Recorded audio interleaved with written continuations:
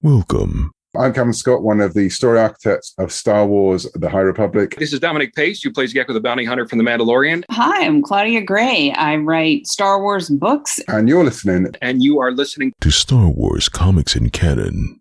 The Force is strong with this one.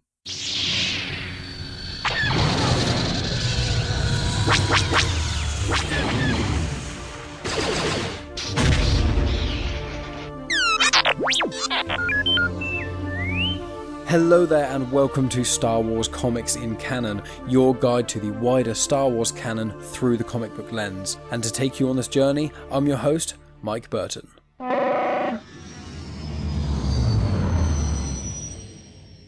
And so brings episode 102. So my friends, this week we are tackling the first full batch of the Crimson Reign crossover comics. So anyone who was listening to me in late 2021 will know I did basically the same thing for War of the Bounty Hunters, where I tackled the main War of the Bounty Hunters issue, as well as the corresponding crossover issues from Dr. Aphra, Darth Vader, Bounty Hunters, and Star Wars. In the War of the Bounty Hunters, it was those 5 comics as well as the companion comics. However, for the Crimson Reign comics, there haven't been any companions. So it is just going to be the one mini-series called Crimson Reign, and then the 4 crossover issues from the ongoing series.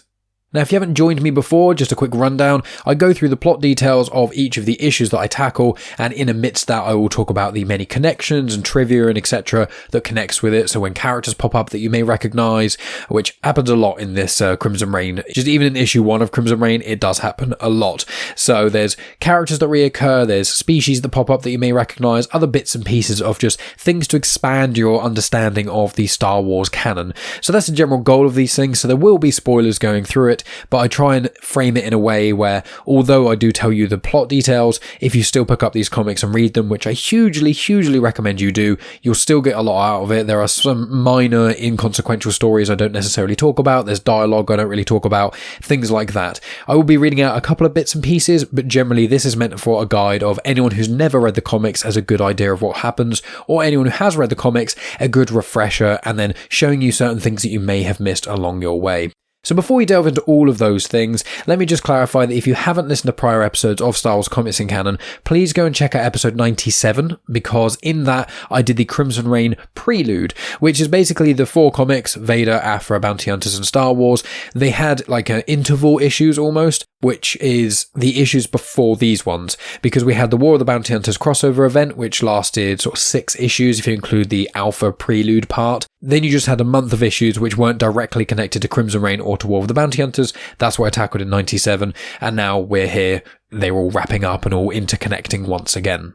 And I would like to say, please go back and check out the War of the Bounty Hunters episodes I did as well. They were episodes 60, 64, 68, 72, 77, and 84. In the description, I've written those down so you can check that for reference. But also, if you're not listening on my YouTube channel of Genuine Chit-Chat, go over to there. There is a playlist, which is just the War of the Bounty Hunters comics playlist. So it has all 6 of those episodes in there. And I will be creating one for Crimson Reign as well. And my YouTube channel is a great way to check out other episodes of Star Wars Comics in Canon I've done for other related content. I've done one about every Vader appearance in comics, I've done one about Aphra, I've done one about the sequel trilogy, I've done quite a few there, and also on that YouTube channel there's episodes that have been taken from Genuine Chit-Chat, which there's some Star Wars conversations, there's people I've spoken to who are literally involved with Star Wars, including Paolo Villanelli, who is one of the artists for the Bounty Hunters run, as well as Kevin Scott and Claudia Gray, who are 2 of the architects of the High Republic. So lots of Star Wars-esque content you can get your hands on by checking out my YouTube channel. A link to that is in the description, and please make sure you subscribe. So with that all out of the way, let's get into things. So with Crimson Reign, this first batch, the reading order for these issues is Crimson Reign 1, Darth Vader 19, Bounty Hunters 19, Dr. Aphra 17, and Star Wars 20. Now, you don't explicitly have to read it in those orders. When I've been doing refreshers on this, I kind of read like 3 ago. So I'll do Darth Vader, 19, 20, 21, then Aphra 17, 18, 19, that sort of thing. And then I'll read the big strides of the Crimson Reign comics. But the order I've just given is the way it vaguely recommends in the back of each of the issues. And so that's the way I'm going to follow it, because it just makes things a little bit easier. So we're starting with Crimson Reign 1, which is called The Orphans. It was written by Charles Soule, the artist is Stephen Cummings, the colour artist is Guru EFX, the issue was released December 8th, 2021, and as of recording this, the trade paperback collection of the 5 Crimson Reign issues is due to be released August 23rd, 2022. Now this is the part I'd normally say I'm going to read out the crawl, but there is no crawl for Crimson Reign 1. I will be reading out the crawls for the other issues so you get a general understanding of where the characters are at those times, just in case you haven't picked up the other issues or listened to prior episodes. But with that in mind, let's get straight into the story of Crimson Reign number 1. So Crimson Reign starts off with 2 unknown figures. You don't even see a silhouette of them or anything like that. You just know there are 2 of them because there's 2 speech bubbles that communicate with each other, and they open up a holocron. It gets activated and then someone comes out who is like a human, but they look kind of like they're from a swamp, maybe like a swamp witch is kind of how they look. So their skin is discoloured and one of their eyes is discoloured as well, and they seem to have almost like, it looks like seaweed or kelp kind of thing hanging from their hair, and they just look a little bit dishevelled. So this person is a woman and they are speaking of Qi'RA'S time. So talking about obviously Crimson Reign and things. So I want to read out exactly what she says, but this little prelude part is set in just air quotes after the fall. So whoever's finding this holocron and checking it out, it's just at some point after the Empire fell. So it could be after Return of the Jedi, it could be after the Battle of Jakku, it could even be further than that, and it could even be after the Skywalker Saga, after Episode 9. At this moment, we do not know, but I imagine we'll find out who it is or whatever, but, you know, when we get there, I will let you know. So let me read out what she has to say, because I think this serves as a really good introduction to Crimson Reign, and any regular listeners know that I, on the very odd occasion, read out some dialogue. Usually I like yourselves to pick up the comics to really get the full experience, but in this scenario I just thought the dialogue was very, very strong and really helped set the scene. So it's almost like me doing a crawl, in a way, but let's just get into it. This is the story of a woman named Qi'ra. Grew up a scum rat on the sewers of Corellia. Trapped and afraid, she used her skill, cunning, and will to rise to great heights, to rule a group called Crimson Dawn. When she found them, they were killers, liars, and thieves, led by a monster. They remained those things under her hand, but she gave them what the monster had not. She gave them a purpose, a grand ambition, the achievement of which would give the people of Crimson Dawn what they most desired, while changing the galaxy for the better. Qi'ra planned and schemed and prepared, but most importantly she searched for those few special people in the galaxy with skill, power, and will to help her make her dream a reality. In time, she found them, and when all was ready, the cards dealt, the weapons primed, the engines fueled, she brought them together. And when we were there, standing before her on the great beautiful ship, the Vermilion, she told us the truth. So there's a lot of people standing with her, so I will go through them in 1 second, but I'm just going to finish off this part with Qi'RA'S opening dialogue of Crimson Reign 1. I know a secret. All of you know it too. That is why you are here. Very few people understand the true nature of the galaxy, that it is a prison, and all its inhabitants are prisoners. And the reason for that, the reason is one word. It is the name of our fear. It is the name of our chains. That word is Sith. So, let me go through. On this page you get to see quite a few individuals and most of them get introduced, and so here they are. So we've got the Knights of Ren, you get to see them nicely there. So yourselves would know the Knights of Ren primarily from the sequel trilogy. They appear in a flashback in The Force Awakens, then they're completely disappeared from The Last Jedi, and then in The Rise of Skywalker they appear, and then Kylo Ren / Ben Solo defeats them all. But they actually have a very interesting origin story, and they have been popping up in other pieces of Star Wars content a little bit here and there. But the place I was introduced to them formally, you know, with a bit more backstory, is actually the Rise of Kylo Ren comics. So I tackled that on episode 1 of Star Wars Comics in Canon, all the way back then, over 2 years ago. And when I release that episode, I will clarify if anyone wants to check that out, that I do not give details of the ending. I don't go into as much detail as I do in these episodes. I'm tempted to go back and redo the episode just as like a refresher kind of thing, and do it in the style I do now, because I'm still finding my footing at the first episode I release. But if you want a bit more information on the Knights of Ren, either pick up the 4-part miniseries The Rise of Kylo Ren by Charles Soule, which I hugely appreciate, it's my favourite miniseries in Star Wars, or check out my episode about it, episode 1. But as I said, I do not give you the ending of that, but it still gives a good amount of information about the Knights of Ren. Then you've got Ochi of Bestoon. So Ochi, once again, was introduced in The Rise of Skywalker this time. He's the one who's got the Sith blade who Rey eventually finds the corpse of and stuff. You get a little bit of flashback because he tried to capture Rey from her parents, and that was more or less the only information we had about him. However, you got a bit of backstory from him in the Darth Vader 2020 comics. So obviously in this Crimson Reign crossover, the Darth Vader 2020 comics are what's going this through line. So the next issue I'm tackling in this run is Darth Vader 19. So Ochi of Bestoon was introduced in those Vader comics in volume 2. So that's when Vader basically goes back to Mustafar and has to do some trials that Palpatine left for him while Ochi of Bestoon is hunting him. Ochi in the Clone Wars used to hunt Jedi, but he doesn't appear in the Clone Wars series or any other canon content of that era at this time. And the main place that people are finding out about him now outside of the comics is the book Shadow of the Sith. Now, I think it's Adam Christopher who did that, and I'm partway through it. I'm listening to the audiobook. It's really, really cool, and you get a bit more information about Ochi of Bestoon, but I would say pick up those Darth Vader 2020 comics. I think it's from issue 6 is when he appears, or pick up Shadow of the Sith, or both and do what I do. Then you've got Deathstick. So Deathstick is a Dathomirian Night Sister. She was first introduced in the mobile game Star Wars Uprising, and then she was seen in the Bounty Hunters comics, I believe, amidst the War of the Bounty Hunters crossover event. So I spoke about her a few episodes ago. I believe it was sort of episode 3 or 4, so I think it's episode like 72, 77 sort of place. There is like a continuity error here where you see her at the end of this issue with her mask off, and she looks human when she's actually a Dathomirian Night Sister, so minor thing there. They'll probably just have her come in it again in the future and then she'll be Dathomirian again, but I thought I would clarify that. Then you've got Chaneth Char, who's a little bit of a stranger one. So Chaneth Char has actually appeared in the Lando comics, once again written by Charles Soule, and appears again in the Darth Vader comics from 2017, written by Charles Soule. You can see where this is all going. But Chaneth Char, in Lando, she was kind of like a friend of Lando's. I believe she was a bounty hunter at that time, and I tackled that way back in episode 18 of Star Wars Comics in Canon. And then she appeared as a girl in the 2017 Darth Vader comics. I tackled those quite a while ago as well. You're best to check out YouTube and things. Otherwise, I'm just going to be reeling off every single episode of Star Wars Comics in Canon I've done. But in essence, her parents tried to kill Darth Vader, failed, and then in exchange for the information that they held, they told Vader to spare the life of Chaneth Char. So she was let go, was told she had to promise to never take revenge on Darth Vader, and then he'll let her live. And that's basically her backstory in a nutshell. Then you've got Margot and Trinia. They are Qi'ra's closest advisors within Crimson Dawn. So Trinia has only been introduced in the comics and things. She looks human or humanoid, so that's fairly standard there. Whereas Margot is an Imrusian. So she is actually, and I've said this numerous times whenever she comes up, you get to see her in Solo, a Star Wars story, which obviously is where Qi'ra was introduced and Crimson Reign and etc. But originally Qi'ra was going to be an alien. They were going to make her non-human. So they created the Imrusian species where they've got like chalk white skin, but they've also got kind of like charcoaly cracks that go through it in a way. And they are still humanoid and things, but Margot is seen in Solo, a Star Wars story. She's kind of main waitress almost for Dryden Voss when he was in power. But then when Qi'ra took over, her and Margot then worked things out. It gets delved into a bit more in these issues, and I'll let yourselves read these issues so you can kind of find out a little bit more about Margot and Qi'ra's history, but you do get to see her in live action.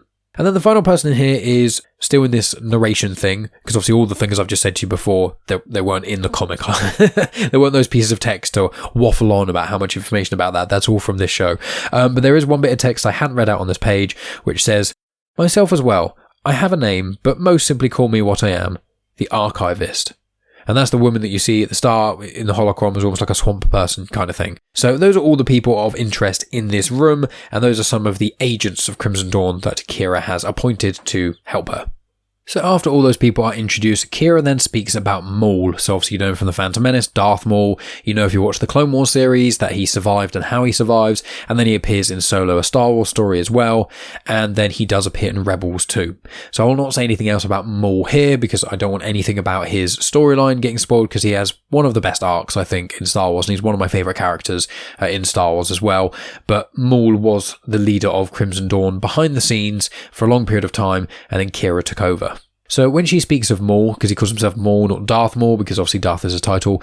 So Maul was obviously a Sith Lord, but then he got discarded and thrown away by Palpatine. And then she brings up this hologram to show something, to evidence what she's speaking about. So she says that the way the galaxy should run is that it should be like multiple mountain ranges. So it's got peaks and bounds and it goes up and down and things. And yeah, some are higher than others, but generally there's an idea of structure. Whereas the way it really is, and she changes the hologram, is like this, and it shows a pyramid. So it shows that right at the very top of the pyramid, you've got Palpatine and Vader, and then everyone else is just below them, and there's no other way to have it. It's just with the Empire there, it's just this pyramid, which looks just like a Sith holocron. I think that was like a nod by either Stephen Cummings or direction by Charles Soule, so I quite liked that, because Sith holocrons are four-sided pyramid shapes. So Qi'ra says, in short, Vader and Palpatine must die. So everyone needs to work together because although we have different reasonings for what we want, we still want the same thing at the end of the day. She mentions that Maul taught her in a variety of things, including the ways of the Sith and combat and etc., and showed her a lot of the Sith artifacts that he collected over the years. Then, when he was out of the picture, she then continued collecting Sith artifacts and collected many of her own. It then cuts away from her meeting with all these people and shows that she then goes and meets with a gentleman named Lord Guyuti. So his Lord is obviously his title, his name is Guyuti. He is a Faline. So he's one of the individuals slightly higher up in Black Sun. You get to see Black Sun and the Faline in the Clone Wars animated series, so you see quite a lot of that. And this gentleman, Guyuti, is also mentioned in the Aftermath trilogy by Chuck Wendig, more specifically Life, Debt and Empire's End.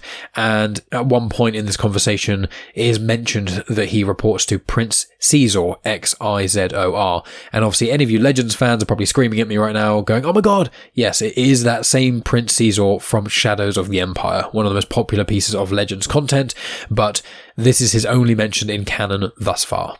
So she meets with Lord Guyuti, and at the same time you've got Margot speaking with one of the contacts at the Pike Syndicate, while Trinia is speaking with a gentleman called Papa Turen. So Papa Turen, his name is Turen, but people call him Papa for some reason, and he is a male humanoid, but he is a crime lord. So he was first seen in the Lando comics, #1, as I mentioned earlier, and then is also seen quite a bit in the 2016 run of Aphra comics. He's also in 2 episodes of the Poe Dameron comics, once again by Charles Soule, and he doesn't speak Galactic Basic, but he has some Zimpi speak it for him. Zimpi are basically like pixies. In Harry Potter and the Chamber of Secrets, when you've got all the pixies there, it looks basically identical to what the Zimpi are. So you've got these 3 members of Crimson Dawn high up, Qi'ra and her 2 most trusted advisors, talking to crime syndicate bosses. And they're all saying the same thing. They're all saying that the Empire is looking to replace the Hutts as their main contact. And this is due to some events at the end of the War of the Bounty Hunters crossover event, where Gracchus the Hutt then opens fire on some Imperial ships, and then causes some problems and things for the Empire. So what Qi'ra is saying is that caused a ripple at the Empire. Palpatine isn't happy with the Hutts and then wants to change the agreement because the Hutts are kind of the main people in charge, because the Empire look the other way for certain things to ensure that the Hutts keep everyone else in line. So they're telling all the other crime syndicates that because of that, the Empire are looking to replace the Hutts, and Crimson Dawn wants to just serve. So they want to serve the syndicate that is going to take the power, help them with certain things if they need supplies or information or assassinations or anything like that. Go to Crimson Dawn for your needs. Crimson Dawn are not looking to be competition. They're not trying to take over from the Empire. They're not big enough to be able to do that. They don't have the capacity. They just want to help other people do it. And obviously, it is given the impression that the syndicates that Crimson Dawn are talking to are the only syndicate that will be helped in that, but obviously showing that all 3 of these individuals are doing it to 3 different syndicates at the same time, is that Qi'ra is playing all of them. So then it shows, meanwhile, you've got Chanath Char and some of her crew, which are 2 human women and also a droid, and they are sent to kill all people at this Black Sun Smash Lab. Smash is like a drug in Star Wars, basically kind of like Spice, but Spike is more material specifically, but without delving too far into that. They basically want to take this down because the specific lab is making some really bad versions of the drug. It's more addictive, it's more strong, it's killing a lot of people, etc. So they want to go there and then kill everyone there. They want there to be no witnesses of any kind. Chanath Char then gives a little bit of backstory again. She recounts the time where Vader killed her parents and things, and that she actually does want revenge. She's been building up this whole time. She's a quite high up a contact in the Empire. When they need something done sort of a bit dodgy, they'll contact her a lot of the time, but she's not actually seen Vader since he killed her parents. It's a bit of a mystery. But anyway, they go into this Black Sun production plant and they start firing and killing a lot of people. There's a sniper, then they've also got some guns with them and things, and Chanath Char also has like a personal energy shield that she activates so that people start trying to shoot her and it just bounces off and hits some other individuals. After the chaos and things, 2 ships of the Black Sun manage to escape, but Chaneth is like, we need to get rid of them.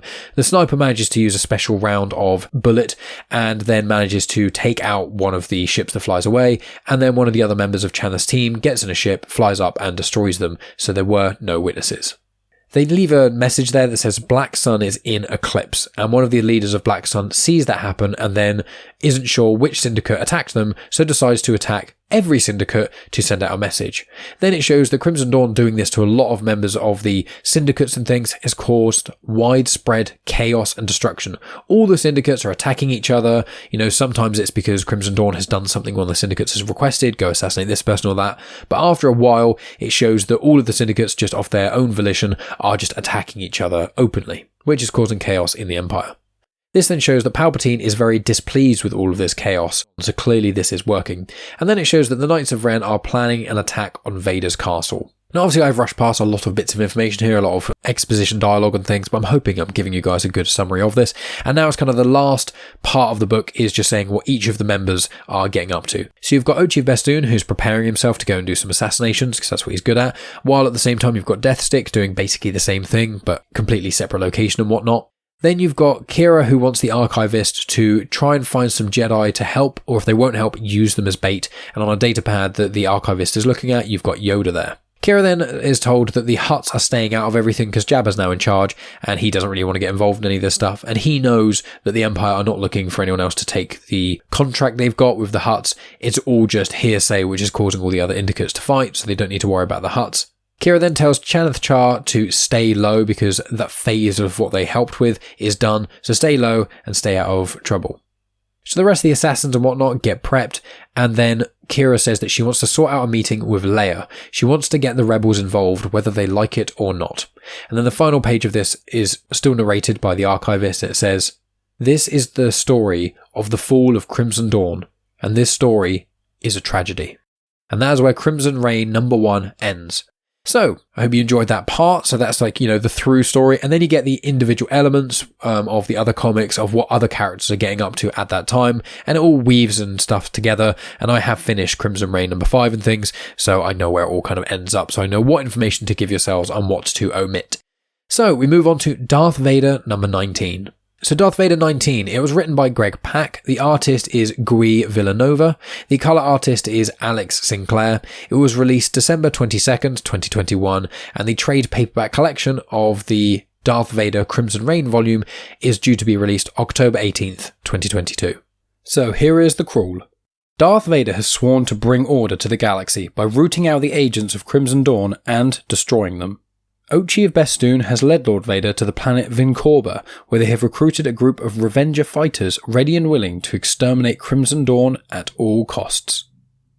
So the comic starts with a couple of flashbacks of Anakin from The Phantom Menace and Attack of the Clones, and then Vader thinks to himself, order through power is the only thing that stands between us and chaos. And then it kind of fades out and then goes to present day, which is what the crawl alluded to, where you've got Ochi of Bestoon as well as Vader, but also you've got Beilert Valance as well as a few assassins and 3 of these Revengers fighters. They all attend this site, and Valance questions why he's there, and Vader tells him just to basically do what he's told and prove that he's useful to the Empire. So Ochi goes over and questions some of the stormtroopers. Next to, there's a bunch of corpses of some locals, and it's confirmed that the stormtroopers just watched the locals get killed by Crimson Dawn, and the stormtroopers don't really care, they're very apathetic to it, and some of them even laugh. Valance is obviously maddened by this, but he doesn't do anything, and the stormtroopers then tell some of the other locals that are starting to crowd around the corpses to leave. Some of the locals are saying, this is my wife, or this is a family member, let me be with their body, etc., and the stormtroopers start getting quite aggressive. Then the Revengers, which is what the little Revenger clan are calling themselves, get in the way. It's 3 of them, it's a Weequay, a human, and a Trandoshan. The stormtroopers then go to open fire on these Revengers, but Vader steps in the way, deflects all the blaster bolts, and kills all of the stormtroopers.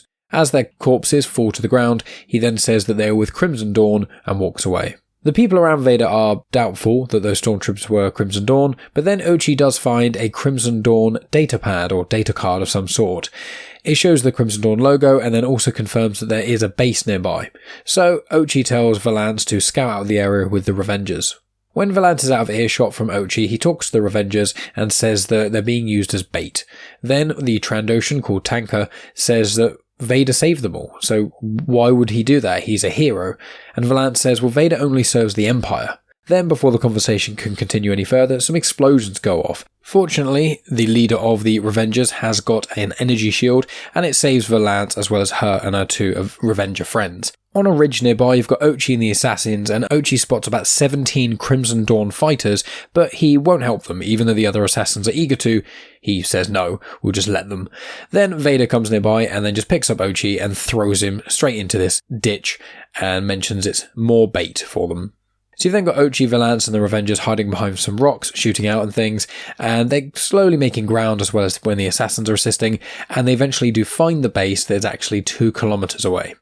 So Vader then rides G90, killing many of the Crimson Dawn attackers. Now G90 I mentioned in the prior episode when I did the sort of prelude of Crimson Dawn, but G90 is like a BB-8 but absolutely gigantic. So imagine a BB-8 but the diameter of the ball is like 2 or 3 meters in size, so it's like a small car almost.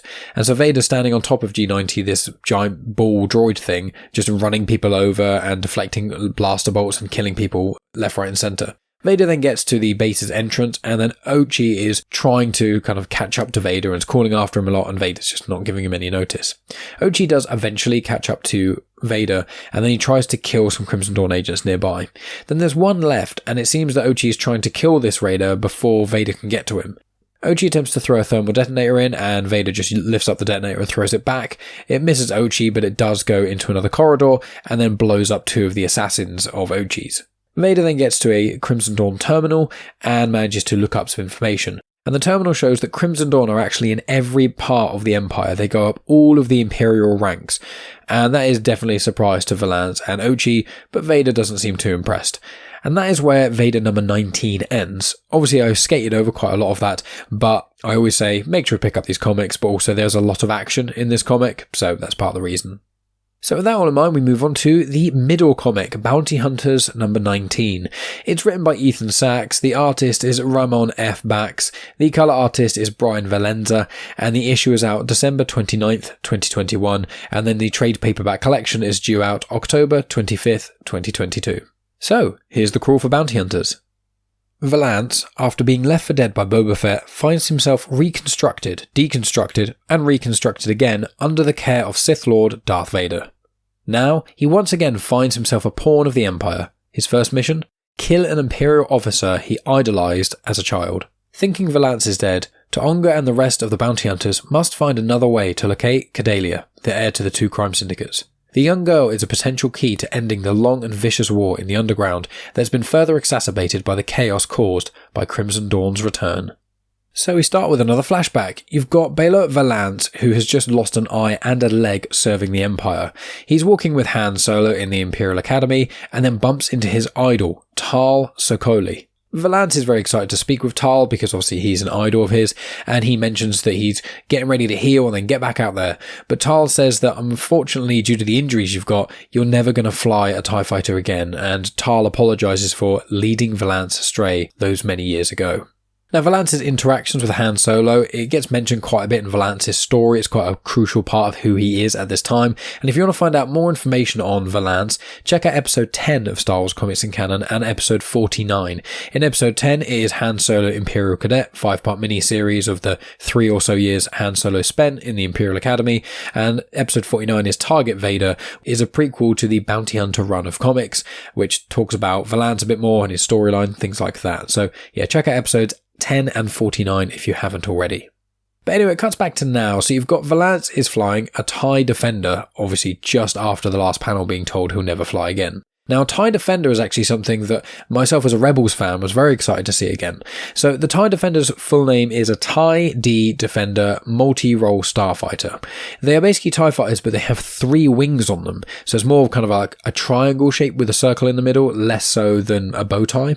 Now, TIE Defenders are far more powerful than standard TIE fighters. They have far better weapons, including torpedoes and things. They also have a hyperdrive, because normal TIE fighters can't travel through hyperspace. They have to just dock with a Star Destroyer or another vehicle that can.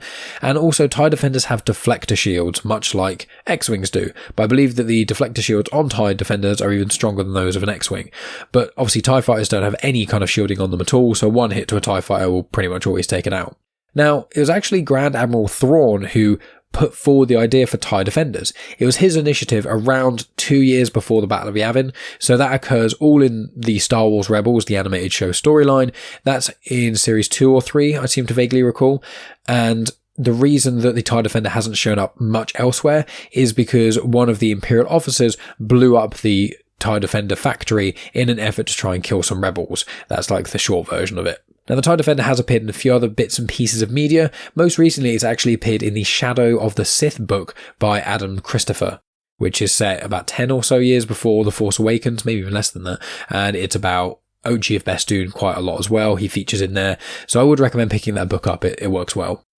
So back to the story. So you've got Valance flying a TIE Defender along with 4 other individuals. So there's 5 of them in his squadron. They're approaching SWCIC's ship, which is a Imperial cruiser. So the TIEs then get scrambled out of this cruiser as they approach, and Valance is commanding Dark Squadron. So he says they need to attack because he's trying to take out Tar SWCIC, and the defenders manage to destroy many TIE fighters, and they even take out the hyperdrive of this Imperial cruiser. Most of the pages of this is this battle and things, and the artwork looks incredible. But obviously I'm just giving yourselves the story beats.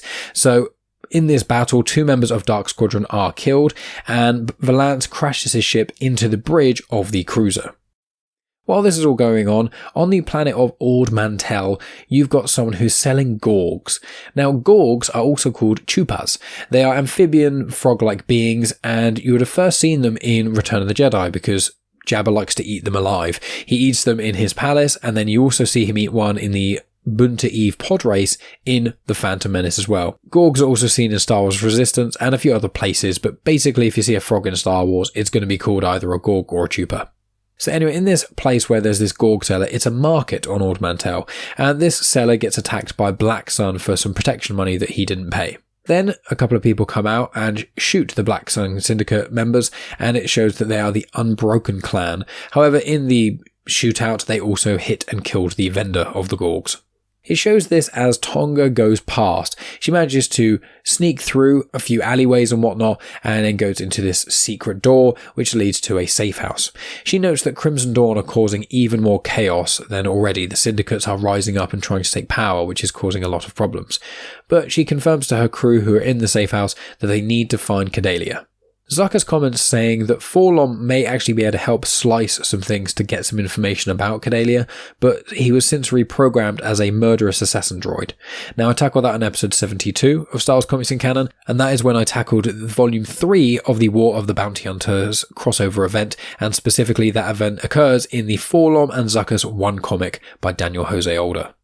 But back to the story, all of the crew members with Tonga agree to join them with this dangerous mission to try and find Forlom and reprogram him and then try and figure out where on earth Cadelia is.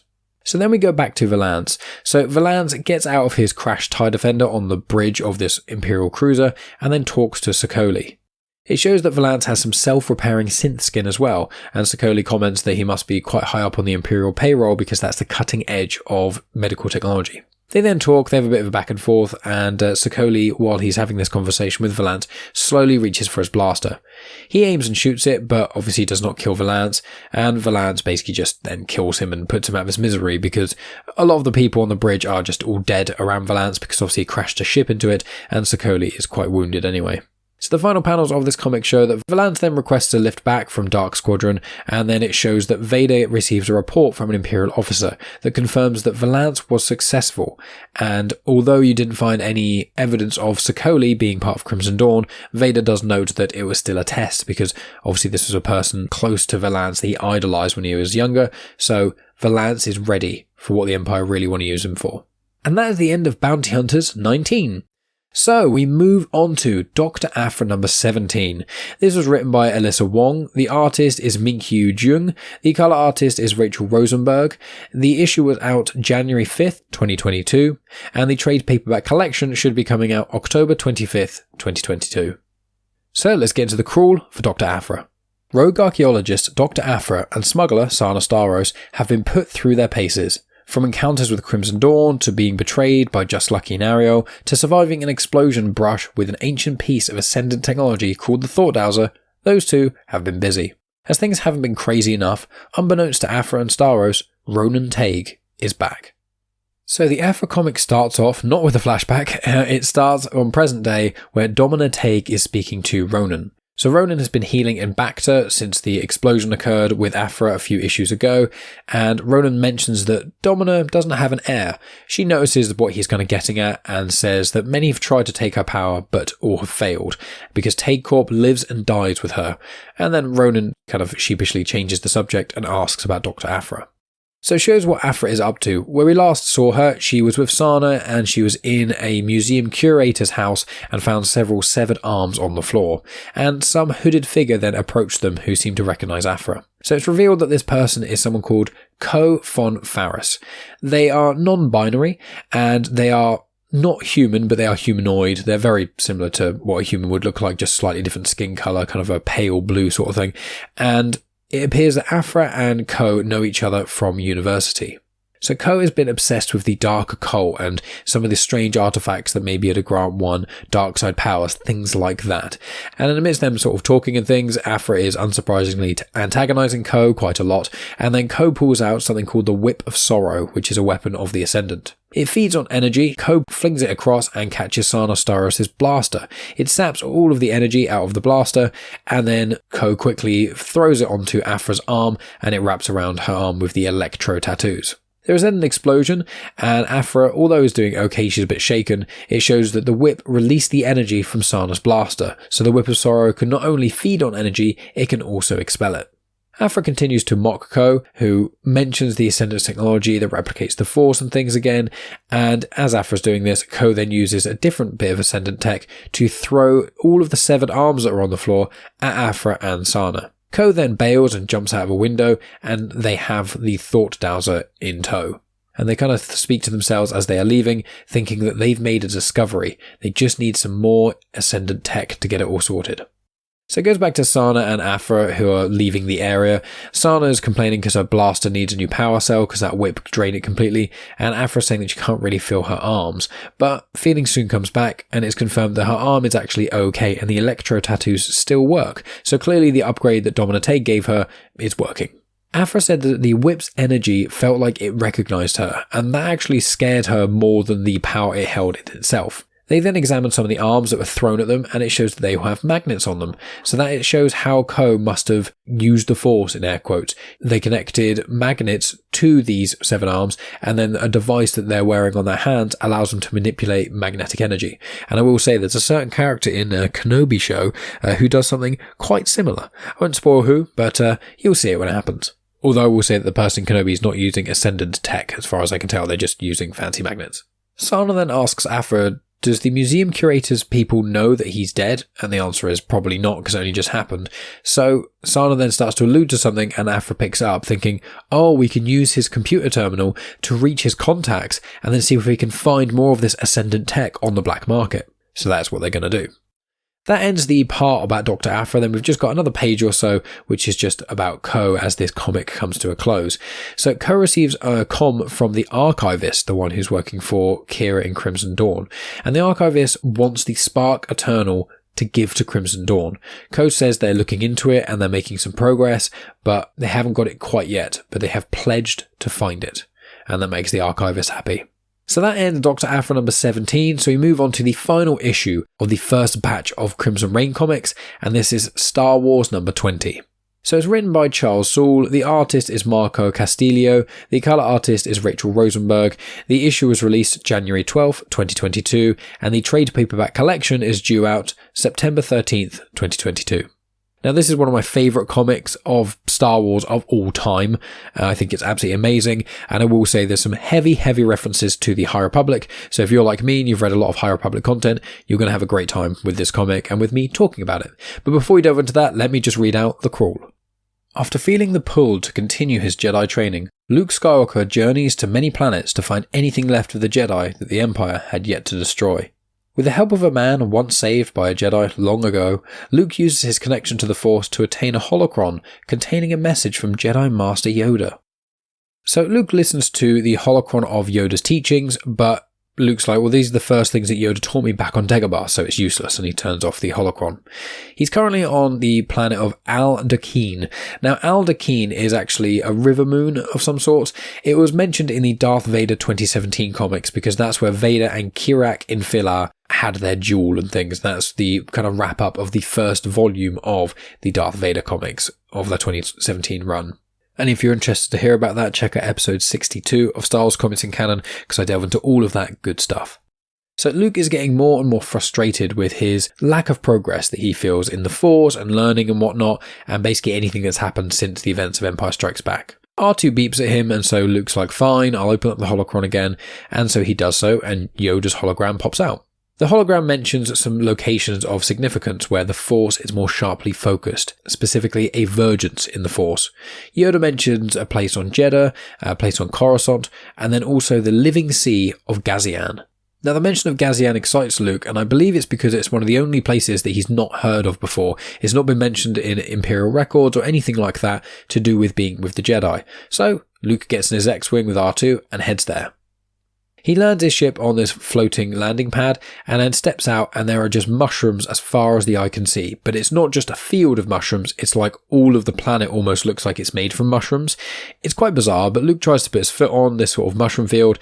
He's wearing a breathing mask when he does this, but he just falls straight through and goes right underneath to where all the sort of mushroom roots and mycelium and things are. He's wearing his breathing mask while he's under here, but it seems like the spores or mycelium of the mushrooms pull the mask off. He then finds himself speaking with none other than Elzar Mann, one of my favourite, if not my favourite character in the whole of the High Republic. When I read this, I was just absolutely enamoured. I love it so much, the way that this works. But obviously, I will say, make sure you pick up this comic. It's amazing. If you've got something like Marvel Unlimited or anything like that and you read High Republic stuff, pick this up. It will not disappoint. So I'm going to go through some of the interaction between Luke and Elzar. I'm not going to say it all, obviously, because there's a lot there, but it's worth hearing about. So Elzar examines Luke's saber and then starts explaining that this planet is a living organism and also a vergence of the Force. However, it's the only place he's been to that is both a living organism and a vergence of the Force at the same time. And this planet seems to take an imprint of the mind that visits it. Hence why Elzar Mann can be there, even though he was about in the galaxy like 250 odd years before Luke, but it's because it's taken an imprint of him at that point. So Luke then goes through and explains the state of the galaxy, a little bit about his life, and he mentions Obi-Wan and Anakin, but then he also mentions Yoda. And then Elzar makes a comment about Yoda, and they have like a little back and forth about Yoda being a grumpy old man. And then Elzar decides to show Luke the High Republic, because when they're in this place, they can see a lot of visuals and stuff around them changes and whatnot. Elzar also mentions Darth Bane, which is one of the most famous Sith Lords in and out of canon. So in the Legends books, there's 3 Darth Bane books, which I've read 2 of the 3 so far, and they are absolutely incredible. They're by Drew Karpyshyn, and I've tackled the first 2 books on my Patreon, patreon.com/genuine Chit-Chat. A link will be in the description to that, so if you want to contribute as little as £1 a month and hear my views on a lot of Star Wars Legends content, I've done quite a few Legends books, I'm delving into more of them, as well as a few canon books that I have not tackled on this show. Please consider checking that out. But yeah, after Elzar shows the High Republic to Luke and mentions Bane and a few other bits and pieces, Luke then says that it's just all too much for him. He was like a hero of the rebellion, he destroyed the Death Star, did all that sort of stuff, but it's now all just falling apart. It's just so difficult. Elzar says that for him, the Force was difficult as well. When he was a youngling, when he was a Padawan, it's just part of being a Jedi. It's not easy. And I just want to read out some comments from Elzar Mann of what a Jedi kind of needs to be. I think it's very profound, and once again, hats off to Charles Soule. So Luke says, but I'm doing it all alone, and there's so much. And Elzar says, yeah, the Jedi really are something, or they were, I guess. But what you might want to realise is that they weren't always this, either. The Order tends to be what it needs to be for any particular time. Sometimes we're warriors fighting the forces of evil. Sometimes we are teachers bringing the light of knowledge to the galaxy. Sometimes we govern. Sometimes we do the opposite, drawing inward, studying the Force and its mysteries. Sometimes we explore. Sometimes we do all of those things, and sometimes we are carved down to almost nothing. Those who are left must bear the responsibility of being one last bit of light in a galaxy filled with endless dark. And it sounds like that's the kind of Jedi Order you were born into. It also sounds like the Force wants you, and that can be hard to fight. But I'm going to tell you what the other Jedi you've met haven't, even Yoda. You don't have to be a Jedi, friend. We're not the only game in town. The Order is a framework for understanding the Force and using it to safely protect light and life. And using it safely to protect life and the light. There are many other paths. The important thing is to make choices that feel right, that are true to you and the person you want to be. But if you want it, we're here for you. And then Elzar says a few other things and offers Luke to stay here a while. And Luke's like, no, that's alright, Elzar, but I appreciate everything you've told me, but, I should go. And Elzar says, that's too bad. We could have had some excellent conversations. I wish you could stay. But then again, part of you always will. And as he says that, Luke is no longer looking into the face of Elzar Mann. He's now looking back at himself. And himself says, come back anytime. And then Luke opens his eyes and he's surrounded by the mycelium without his rebreather mask, and he starts to kind of get a bit flustered and things of mycelium going all around him. He manages to use the Force to ignite his lightsaber, which then cuts the mycelium that's grabbed his breather mask, and he reaches up and puts his breather mask back on. Once his mask is back on, he seems to kind of sober up a little bit. His eyes look a bit more clear and he doesn't look like he's having like hallucinations or a vision anymore. And as Luke tries to get up to the surface, he sees a lot of other corpses around him of different people and things. And he seems to flee a little bit, and then he finds this skeleton that's hugging a book of some sort. So Luke manages to get this book off this skeleton and then climbs out of the fungal field, gets to the landing pad, and then is reunited with R2 in his ship. And then the final panel of this comic shows that he speaks to R2 and he says, I think this book is an invitation. And that is where Star Wars 20 ends. So my friends, that's the end of this episode. Thank you so much for listening. As always, I appreciate you all hugely. So what have we got coming up and what am I kind of up to at the moment? So next week, I think I'm going to tackle the Return to Vader's Castle comics. So they're written by Cavan Scott. They're 5 anthology horror stories and they're published by IDW. I tackled the first batch of those in Halloween of 2021 around October. And then this is the second ones. And then there's also a third batch, which is called Ghosts of Vader's Castle. And then there's also something being published by Dark Horse, also written by Cavan Scott, which is Tales from the Rancor Pit. So I think Cavan Scott is continuing to do a lot of these anthology horror stories, so I thought I'll try and catch up somewhat by the time we get to October. So I'm going to tackle the next batch of those next week. I think that's probably the next port of call. And I'm still reading Midnight Horizon, but I doubt I will have the book review ready for another month or so, because I've been reading a puppy book, and then we get a puppy in like a day or so, or when this episode drops, the puppy will be with me. But because of that, I haven't been able to read Star Wars books quite as much as I wanted to. But yeah, we'll see about that. And in addition, there's the IDW publishing Clone Wars comics. There's one called Battle Tales that I'm excited about. Then there's also the Han Solo and Chewbacca ongoing series. I think the 5th issue of that is landing very, very soon. So hopefully I'll have that, and that'll be the first full story arc, I would assume. And then also there's the Obi-Wan Kenobi comics. So I think the 3rd one has just dropped. So we've got another 2 months, I believe, or a month and a bit until the 5th issue of that drops. And then once that is done, I'll be able to tackle that mini series as well. But that's generally what you can expect from this show going forward for the next little while. I'm going to try and catch up a lot more with Crimson Reign, so maybe after another couple of weeks I'll do more Crimson Reign. But I'm hoping to be fully up to date by the time Hidden Empire comes out, which will be October time, which is also when the next phase of the High Republic is kicking off, and basically lots of Star Wars coolness is occurring right around there.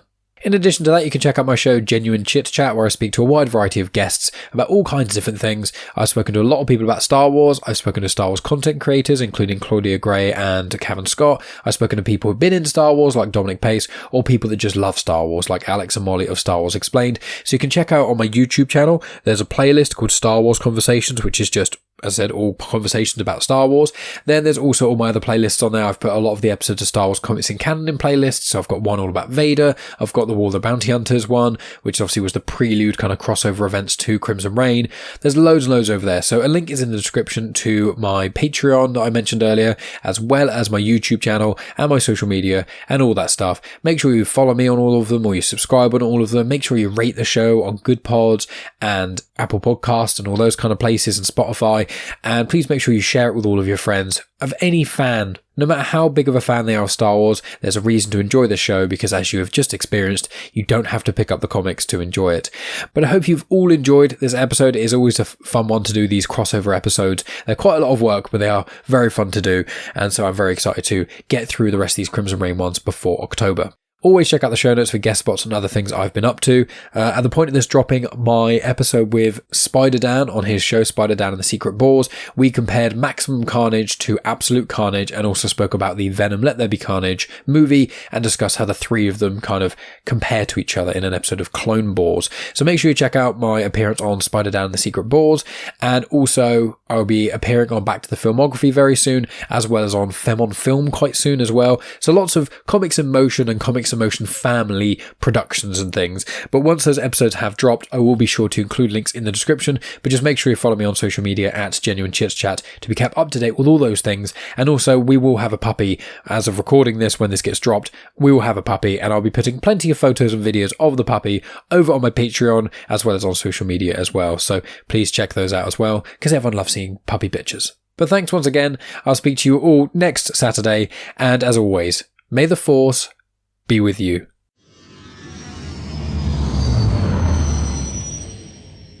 The intro for Star Wars Comics in Canon is arranged by myself, Mike Burton, and the backing music was made by Eric Matias of soundimage.org. You have just experienced host, creator, everything Elzar of Genuine Chit-Chat, and also the host and creator of Star Wars Comics in Canon, found on the Comics in Motion podcast, Mike Burton.